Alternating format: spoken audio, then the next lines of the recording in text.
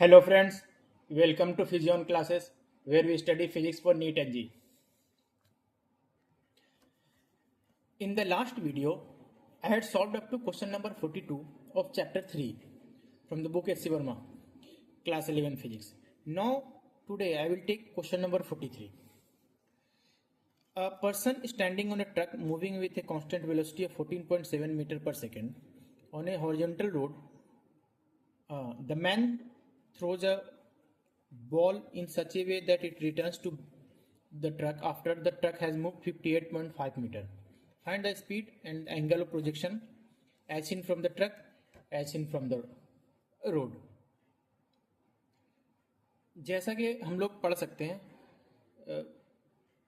Question दे रखा है कि एक आदमी एक ट्रक में खड़ा है और ट्रक मूव कर रहा है at speed of 14.7 metre per second. एक जो इंसान ट्रक में खड़ा है, ट्रक के ट्रॉली में खड़ा होगा मोस्ट प्रोबेबली, वो एक बॉल को प्रोजेक्ट करता है ऊपर और वो बॉल जब तक रिटर्न होता है तब तक ट्रक 58.5 मीटर आगे बढ़ चुका होता है. Then it is asking the question find the speed and angle projection as seen from the truck as seen from the road. Now first of all we need to draw a diagram. ठीक है, suppose this is truck,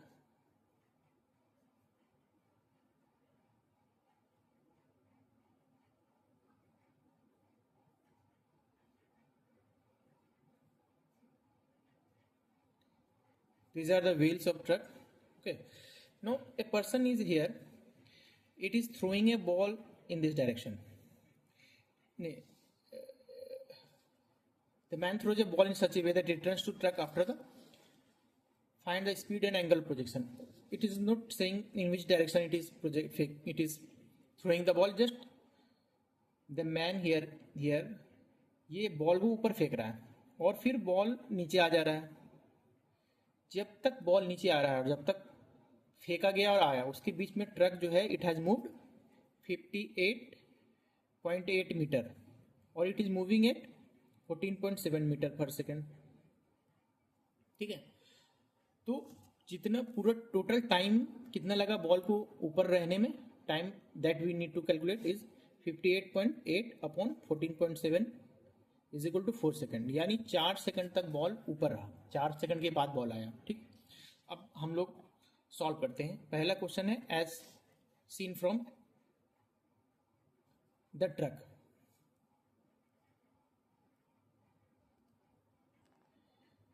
Look, in the question it is giving the truck is moving with constant speed. If the truck is moving with constant speed, तो अगर ball को ऊपर throw करेगा तो ऊपर जाएगा और नीचे ही वापस आ जाएगा. यानी कि वो जो ऊपर फेंकेगा उसी के हाथ में वापस आ जाएगा. तो ये ट्रक को कैसे, ट्रक में जो इंसान है सीन फ्रॉम द ट्रक में, ट्रक के पर्सपेक्टिव से क्या लगेगा कि बॉल को ऊपर फेंका गया जिस और वापस आ गया. ठीक है, टोटल टाइम ऊपर जाने और नीचे आने में कितना लगा, which is time of flight is 4 second. तो इसको मैक्सिमम हाइट पे जाने में कितना टाइम लगा होगा, 2 सेकेंड. ठीक है, तो सपोज यहाँ पे जो जब बॉल को थ्रो किया गया है इट इज इनिशियल वेलोसिटी, ये कितना है, सपोज u है, और फाइनल वेलोसिटी कितना है, 0. तो अब फॉर्मूला हम लोग यूज कर ले रहे हैं, 0 is equal to u minus 9.8 into t which is 2. तो u is equal to 19.6 metre per second. तो इतने से ऊपर बॉल को फेंका गया और इसका डायरेक्शन क्या है, it is making angle 90 degree with horizontal. ठीक है, ये हमें ट्रक के अंदर से लगेगा. Now as seen from road,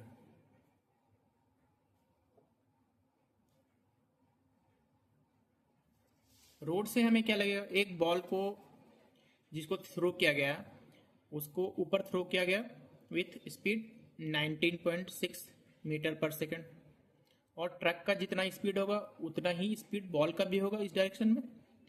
due to inertia of motion इस डायरेक्शन में स्पीड होगा 14.7 मीटर पर सेकेंड. अब दोनों का एंगल, दोनों के बीच में ऐड कर दो, वेक्टर एडिशन 90 डिग्री है दोनों के बीच में. तो जो v फ्रॉम रोड होगा इसको स्क्वायर कर दो, is equal to 19.6 square plus 14.7 square, यहाँ से कॉमन ले लो 4.9 स्क्वायर, तो इट विल बिकम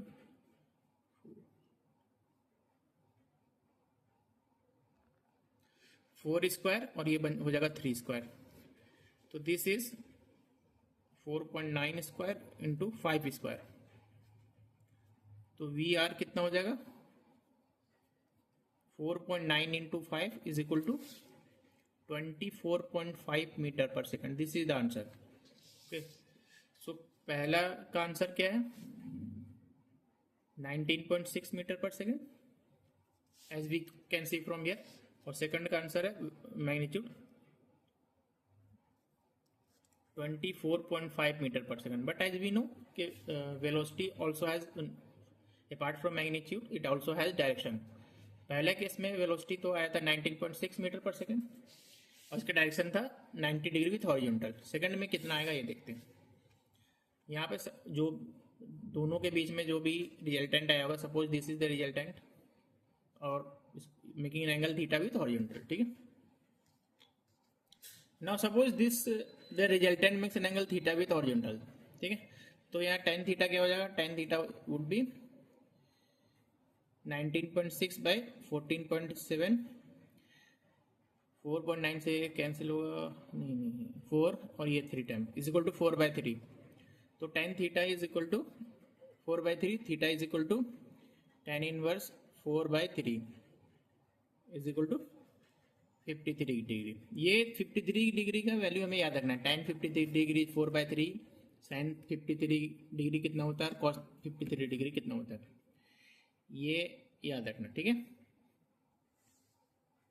ओके, सो ये आंसर हो गया।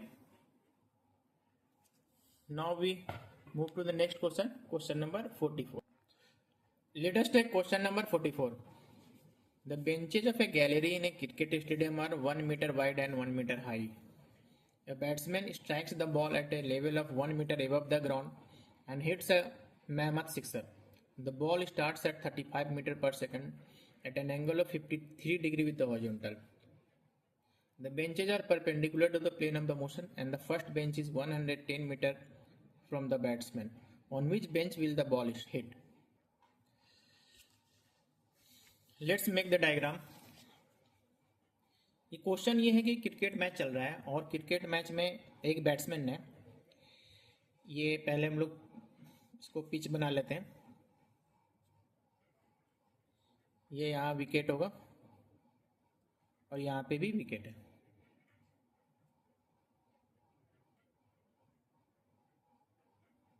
ठीक है। सपोज यहाँ से बैट्समैन ने मारा एक, और यहाँ पे इस पैविलियन इधर है, ठीक है।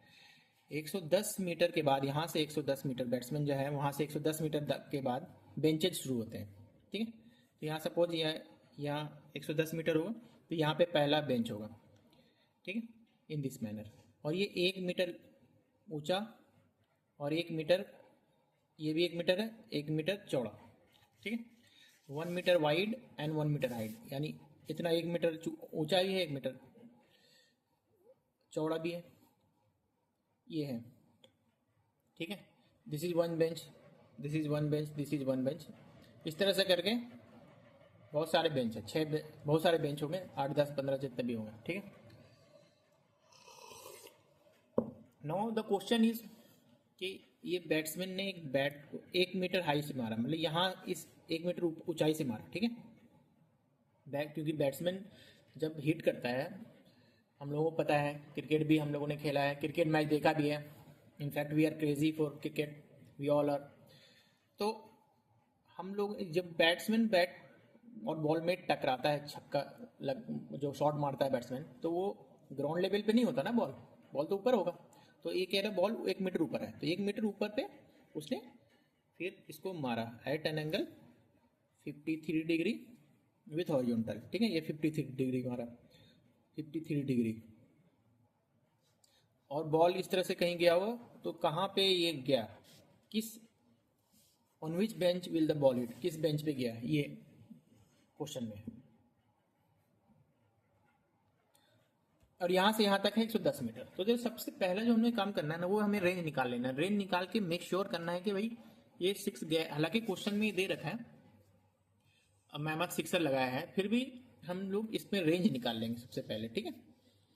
और रेंज हम देखेंगे निकाल के कितना आता है, उसके बाद प्रोसीड करेंगे। तो रेंज स्पीड कितना है यहाँ पे 35 मीटर पर सेकेंड, ठीक है। तो रेंज कितना होगा, range would be u square 35 into 35 sine 53 degree, यानी साइन 53 थीटा है, साइन 2 थीटा, थीटा इज 53, तो sine 16 upon g 9.8, 35 into 35 into 0.96 which is value of sine 16 upon 9.8।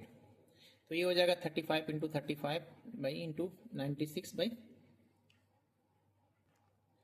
98 into 10, ठीक है। तो ये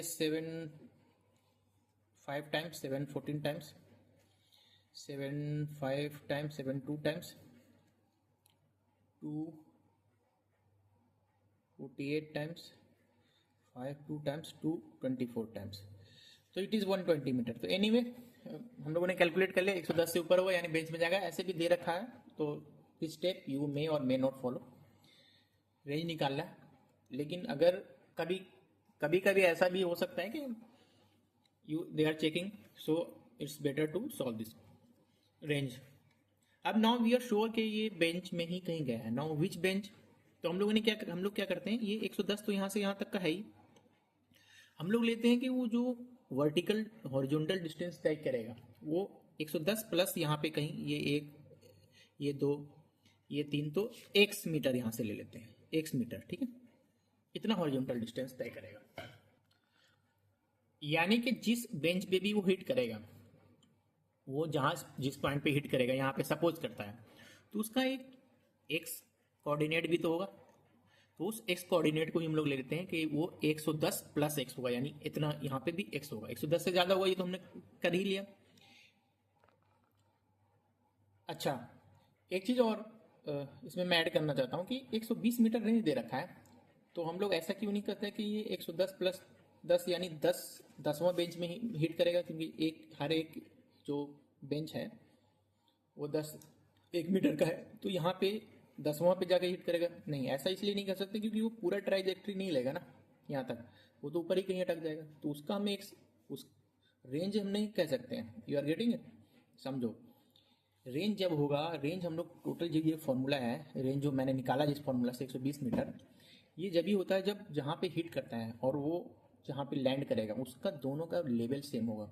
यहाँ पे चूंकि ऊपर में कहीं लैंड करेगा ना, तो ये 120 मीटर है रेंज होगा, इसलिए हम लोग कह सकते हैं कि इससे ज़्यादा होगा। लेकिन ये नहीं कह सकते कि हम लोग 110 इसको 10 प्लस 10 ले लेते हैं कि 10वां बेंच में हिट करेगा। नहीं, किस बेंच में हिट करेगा वो हम लोग दूसरे फॉर्मूला से निकालना पड़ेगा। सपोज कि किसी बेंच पे हिट करता है, वहाँ का जो कोऑर्डिनेट होगा, एक्स कोऑर्डिनेट होगा 110 प्लस एक्स, क्योंकि 110 से ज़्यादा तो होगा ही होगा, ठीक है।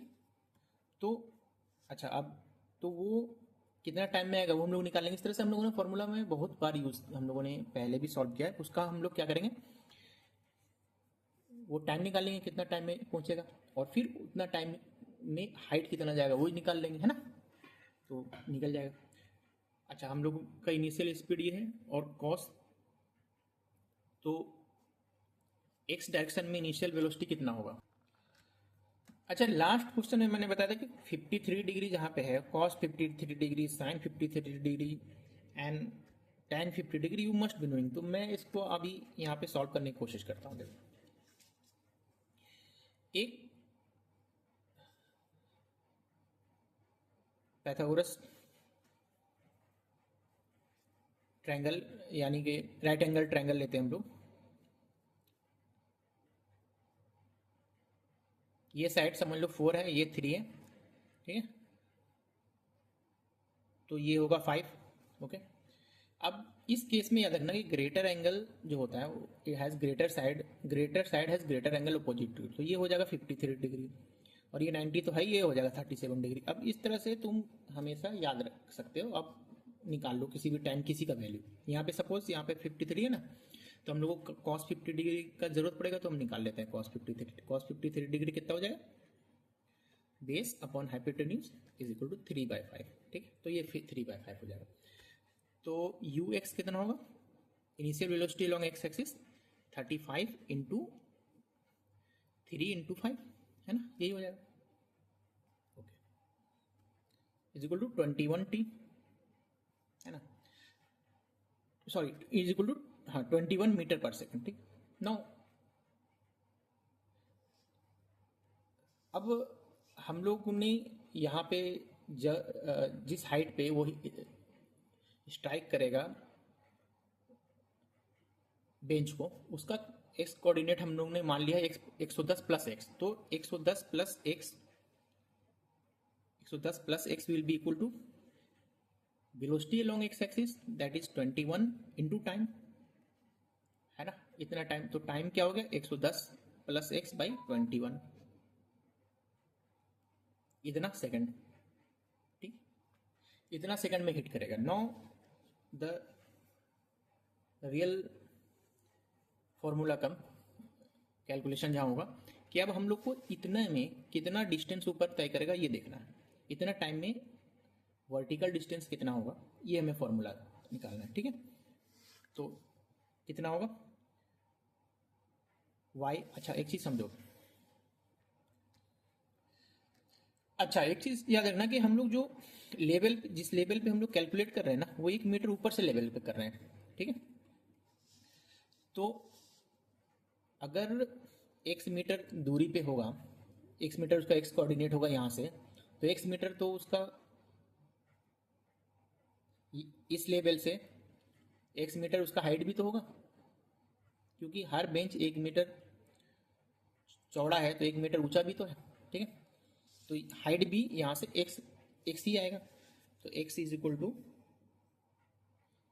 यू वाई, अच्छा यहाँ पे यू वाई लगेगा, u y t minus half g t square.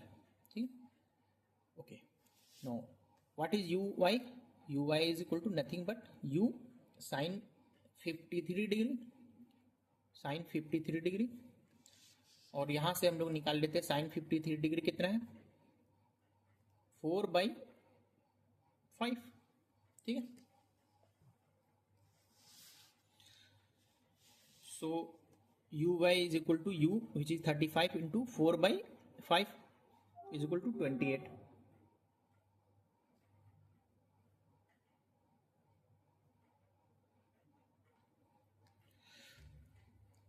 Thirty five into 4/5। Let us not calculate further here. So यहाँ पे क्या हो जाता है x, सो x is equal to u x क्या है 35 इंटू 4/5, और टाइम कितना है 110 प्लस एक्स अपॉन 21। ठीक है, ये time minus half into g कितना है 9.8 into t square, t square ही लिख देते हैं, अभी कैलकुलेशन आगे नहीं कर पाएंगे यहाँ पे। I will take next page. Okay okay, so we proceed further. तो यहाँ पे हम लोग कुछ कैलकुलेट कर लेते हैं, 5 7 times 7 3 time.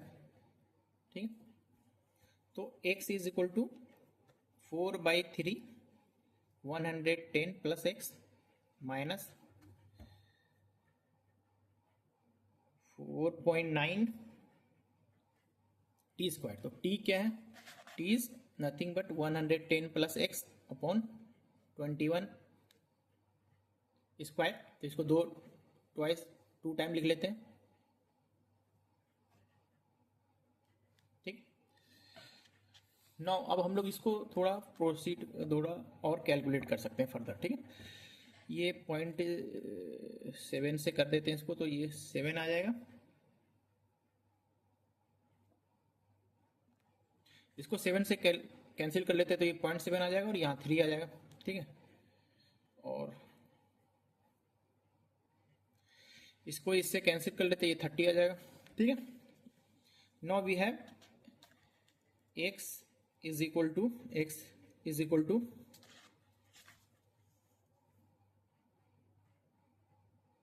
4/3 110 plus x minus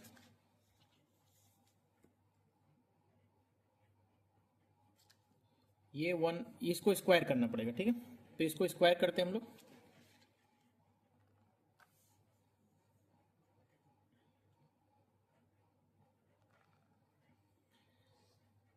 ये हो गया 110 into 110 plus x square plus 220x, ठीक है, अपॉन 90। फर्दर कोई यहाँ पे हम लोग कुछ कर नहीं सकते ज़्यादा, ठीक है। तो फ्रैक्शन को ख़त्म करने के लिए हम लोग 90 से पूरे कोई मल्टीप्लाई कर देते हैं। तो 90x will be equal to 90 को इससे मल्टीप्लाई करोगे तो ये 120 हो जाएगा, 120 इंटू 110 प्लस एक्स, और यहाँ पे 110 इंटू 110 एज इट इज, ये कैंसिल हो जाएगा।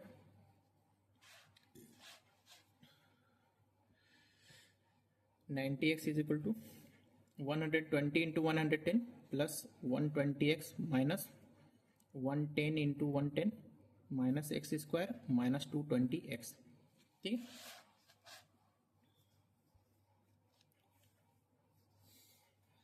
कैलकुलेशन थोड़ा लंबा हो रहा है लेकिन आंसर आ जाएगा। अब हम लोग इसको क्वाड्रेटिक इक्वेशन के तौर पे सॉल्व करते हैं। इसको इधर ले आएंगे, एक्स स्क्वायर हो जाएगा दिस वन, और ये प्लस 90x, इसको इधर ले आएंगे तो माइनस 120x हो जाएगा, इसको इधर लेंगे तो प्लस 220x हो जाएगा, और ये दोनों में हम 110 कॉमन ले लेते हैं तो हो गया 120 minus 10, 110 is equal to 110 into 10, ठीक है। 9 एक्स स्क्वायर ये हो गया 220 माइनस 30 प्लस 190x, ठीक है, 190x, ये दोनों मिलके, ये तीनों मिलके हो गया, और यहाँ से कितना आया है 1100, तो ये माइनस 1100 आ गया is equal to 0। Now we solve it as a quadratic equation. x is equal to minus b यानी minus 190 plus minus root under, इसको स्क्वायर करते हैं, 190 को स्क्वायर करते हैं तो ये 190 इंटू 190 माइनस 4ac 4a और c, ये भी माइनस में तो ये प्लस में हो जाएगा 4400 और 2a, ये 2 minus 190 plus minus 36,100 plus 4400 upon 2 is equal to minus 190 plus minus root under 40,500, ठीक है, अपॉन 2। तो ये आ गया 190, इसको जब हम लोग रूट अंडर करेंगे ना तो ये लगभग आएगा 201.2 के आसपास, ठीक है, प्लस माइनस। तो ये अब माइनस वाला का तो वैल्यू का मतलब ही नहीं है, क्योंकि नीचे तो जाएगा नहीं, तो हम लोग प्लस का भी वैल्यू लेते हैं, is equal to 190 plus 201.2 upon 2, तो x is equal to 11.2 upon 2 which is रफली 5.6 मीटर, ठीक है। तो ये 5.6 आया आंसर, ओके। अब हम लोग समझने की कोशिश करते हैं कि वो किस बेंच में गिरेगा। Now let us make a fresh diagram. ये 110 मीटर है, उसके बाद यहां से शुरू होता है, स्टार्ट होता है क्या, बेंच।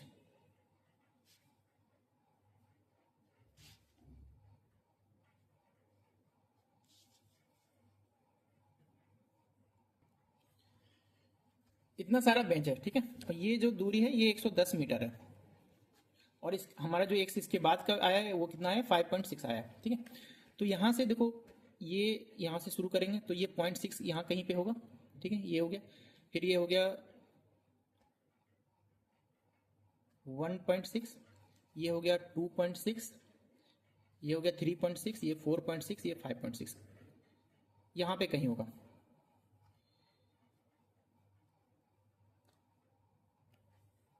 और हम लोग ये देखते हैं कि कौन सा ये बेंच कौन सा है,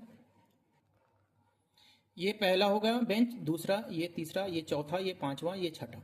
ठीक है, तो देखो यहाँ पे कहीं ये लेंथ आ रहा है, यहाँ से यहाँ तक तो 1 मीटर हो जाएगा, यहाँ से यहाँ तक 2 मीटर हो गया, यहाँ से यहाँ 3 मीटर हो गया, यहाँ से यहाँ 4 मीटर, यहाँ से 5, और ये 6।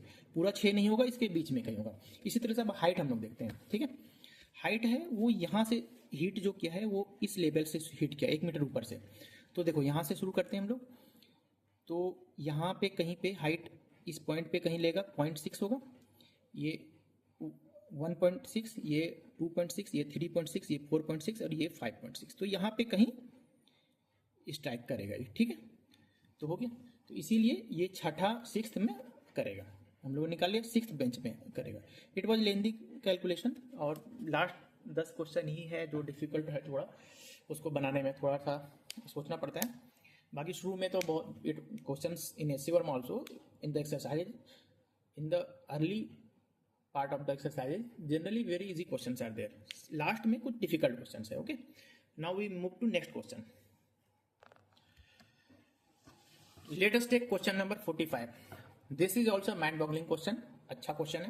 A man sitting on the shore of a river, ठीक है, he is in the line of 1 meter long boat and is 5.5 meter away from the center of the boat.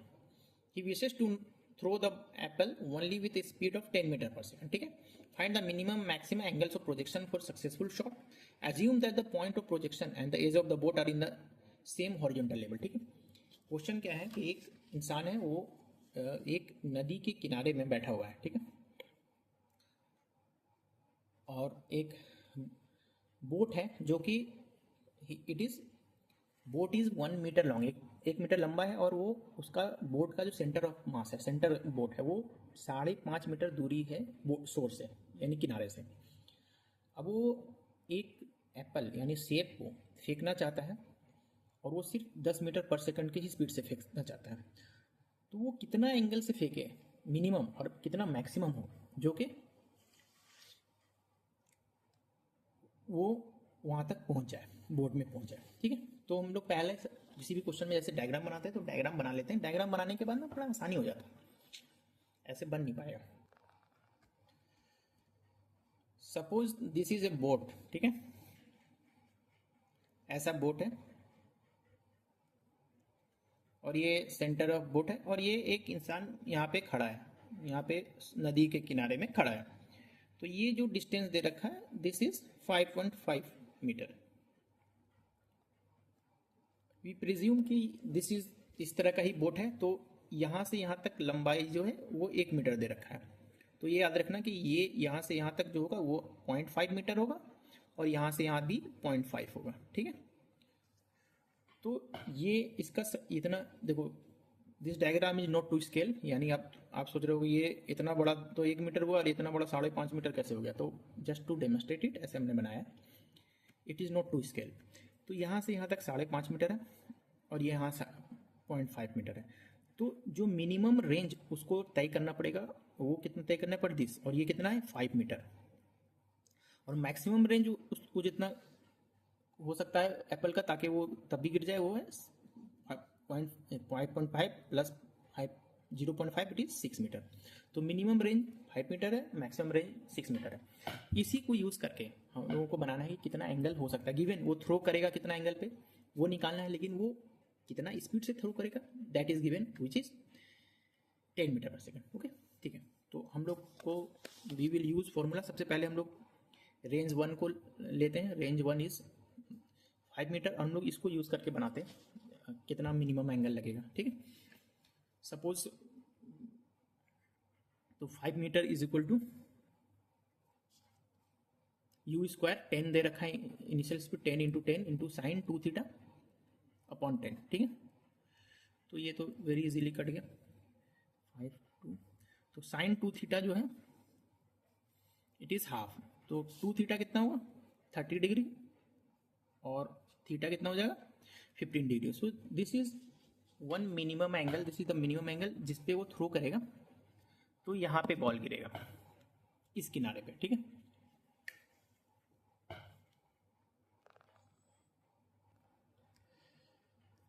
Now we will calculate for second range. Range is 66 metre, यानी 6 metre range हम लोग लेके calculate करेंगे। तो 6 is equal to again u square, यानी 10 × 10 sign 2 theta, इसको theta 2 ले लेते हैं, ठीक, upon g, sine 2 theta 2 is equal to 0.6। तो अभी हम लोगों ने कैलकुलेट किया, तो इसका मतलब है कि ये क्या वैल्यू आ जाएगा,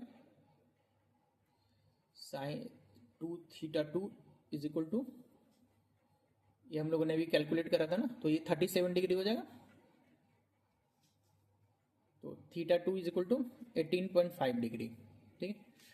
तो यहाँ पे जो मिनिमम आ रहा है ये इस रेंज पे, यहाँ पे अगर हम लोग 15 डिग्री पे प्रोजेक्ट करेंगे with 15 degree angle, 15 degree with horizontal with speed 10 metre per second, तो यहाँ पे गिरेगा। और अगर हम लोग 18.5 करेंगे तो यहाँ पे गिरेगा।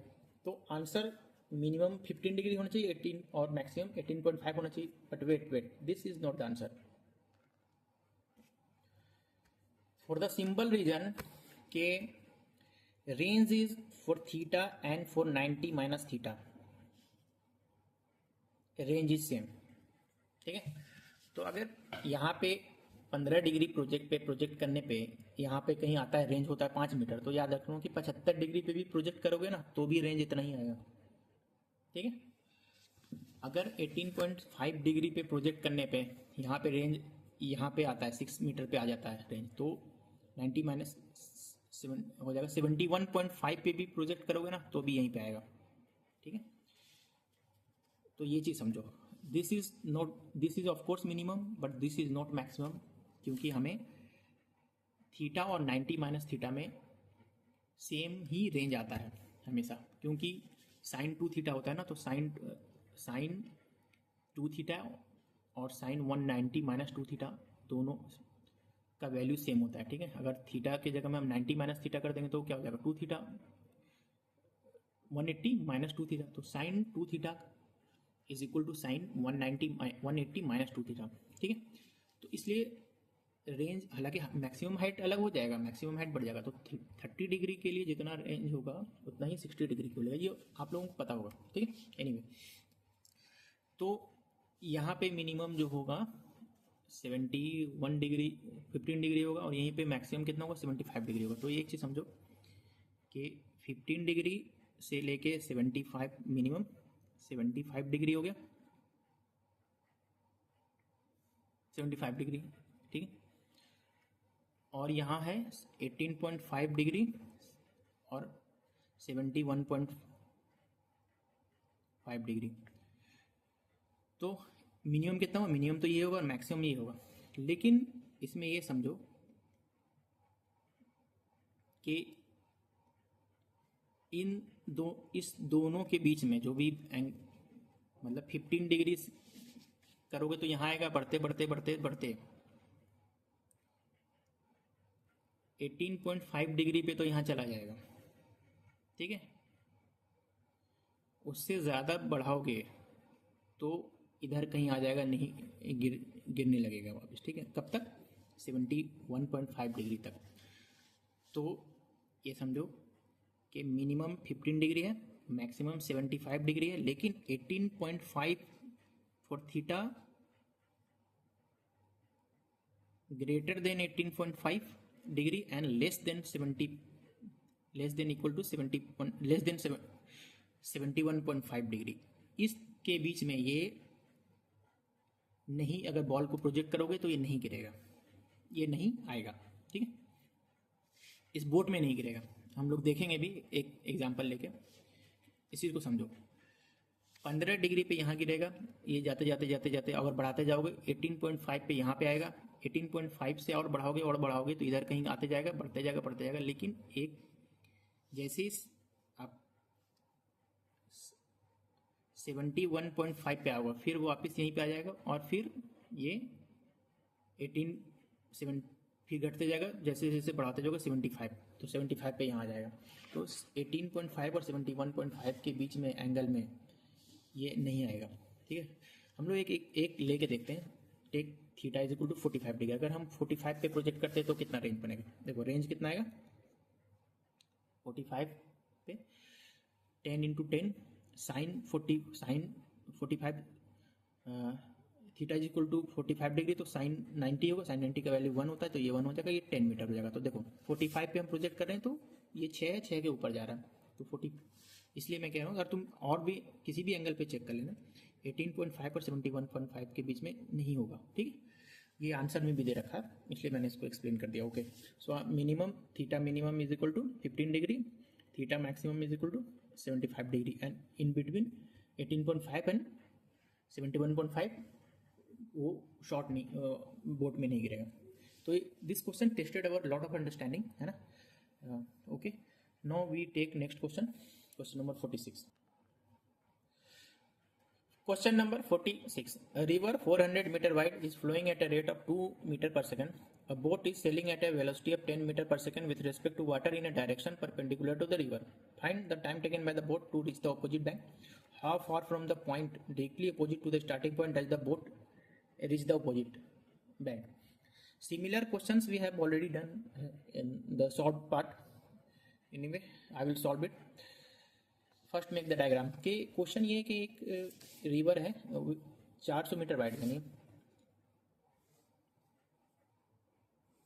This from this to this, ये जो है ये है 400 metre, okay, and we assume that this is the flow of river, ठीक। अब ये कह रहा है कि river is flowing at rate 2 metre per second. Suppose यहाँ पे एक पॉइंट हम लोग लेते हैं, तो ये velocity of river with respect to road, ठीक है, वेलोसिटी ऑफ वाटर लिख देते हैं, velocity of water with respect to road, it is 2 metre per second, ठीक है। और क्वेश्चन है कि a boat is sailing at a velocity 10 metre per second with respect to water, तो in a direction perpendicular to the river. तो ये boat, ये reverse के पर्सपेक्टिव से, रिवर के पर्सपेक्टिव से एक बोट सेल कर रहा है with speed 10 metre per second, ठीक है। ओके ओके, इसको ये होगा velocity of boat with respect to water, ठीक है। अब ये इसके पर्सपेक्टिव में जा रहा है, यानी कि अगर कोई पानी नहीं होता वहां पे, पानी का बहाव नहीं होता, या पानी स्टिल होता, या पानी होता ही नहीं, पानी नहीं होता तो खैर वो बोट कैसे तैरता, लेकिन अगर पानी का बहाव नहीं होता तो ये इस डायरेक्शन में ही मूव करता है, इस डायरेक्शन में ही इसका वेलोसिटी है, ठीक है। वेलोसिटी ऑफ बोट, ठीक है, with respect to water is perpendicular, is 10 metre per second perpendicular to the flow of water. यही क्वेश्चन में दे रखा है, boat is setting at velocity of 10 metre per second with respect to water in direction perpendicular to the river, और ये 400 metre है लंबा। तो अब हमें पहली बात तो समझना है कि ये जो हम रोड से अगर देखेंगे तो ये कहीं पे इस डायरेक्शन में ऐसे जाता हुआ दिखेगा, लेकिन हम लोगों ने क्वेश्चन में डील किया कि हमें कोई मतलब नहीं है कि वो किस डायरेक्शन में जा रहा है, उसका परपेंडिकुलर हम लोग डायरेक्शन देख लेंगे। पर ये अगर जितना भी निकलेगा वेलोसिटी वी है ना, वेलोसिटी ये होगा velocity of boat with respect to road, ठीक है। तो वो उसका हम कंपोनेंट परपेंडिकुलर ले लेंगे और वो इससे हम लोग डिवाइड कर देंगे, तो टाइम निकल जाएगा। ऑलरेडी पहले से दे रखा है 10 मीटर पर सेकंड है और ये 400 मीटर है, तो टाइम निकालेंगे कितना हो जाएगा, 400 divided by 10 is equal to 40 second, तो 40 सेकंड में ये क्रॉस कर जाएगा, ठीक है। हालांकि ये जान लेना कि इस डायरेक्शन में ये बाहर से हम लोग देखेंगे तो ऐसा जाता हुआ नहीं दिखेगा, जाएगा तो इस डायरेक्शन में, लेकिन हमें क्या मतलब है, हम तो कंपोनेंट लेंगे, ठीक है। अब now how far from the point directly opposite to the starting point does the boat reach the opposite bank. लेकिन मैंने कहा ना कि ये ऐसा जाएगा, ये सिर्फ वाटर के रिस्पेक्ट में ऐसा है, लेकिन हम बाहर से देखेंगे तो ऐसे इधर से जा रहा होगा, ठीक है। पानी का भी बहाव है ना, तो ये इस डायरेक्शन में कितना बह चुका होगा, ठीक है भाई। ये जो भी वेलोसिटी है इसका एक कंपोनेंट तो इधर होगा, इसका ये इधर का कंपोनेंट कितना होगा, u x is equal to दे रखा है 2, ठीक है, मीटर पर सेकंड, ये वी वाई है, तो इतना कितना इधर बह चुका होगा, उसका क्या होगा answer, x is equal to 40 into 2 into is equal to 80 metre per second. इस क्वेश्चन को थोड़ा अच्छा समझना है ना, कि ये तैरेगा तो इधर, लेकिन बहाव पानी की वजह से ऐसे जाएगा, ठीक है। It was fairly easy question, okay. Now we may take next question, question number 47। Let us take question number 47. A swimmer wishes to cross a 500 meter wide river flowing at 5 km per hour. His speed with respect to water is 3 km per hour. ठीक है, okay. If he heads in a direction making angle theta with the flow, find the time he takes to cross the river, find the shortest possible time to cross the river. Similar to last question, ये है एक river है जिसका इस बार last question में 400 metre दे रखा था, इस बार है इसका विड्थ 500 मीटर, ठीक है, नो प्रॉब्लम।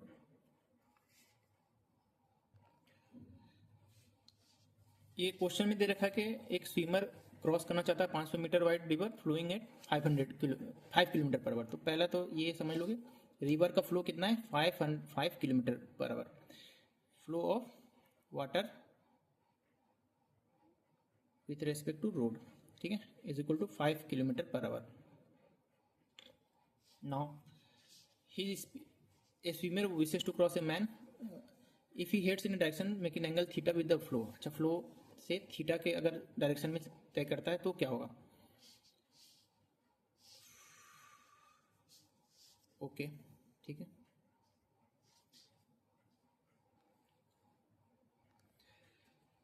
क्वेश्चन में दे रखा है कि वो स्विमर जो है वो 5 किलोमीटर पर आवर की स्पीड से चल रहा है, सॉरी नहीं 5 किलोमीटर पर आवर की स्पीड से तो पानी बह रहा है। स्विमर ही इसका स्पीड है 3 kilometre per hour with respect to water, ठीक है, ओके।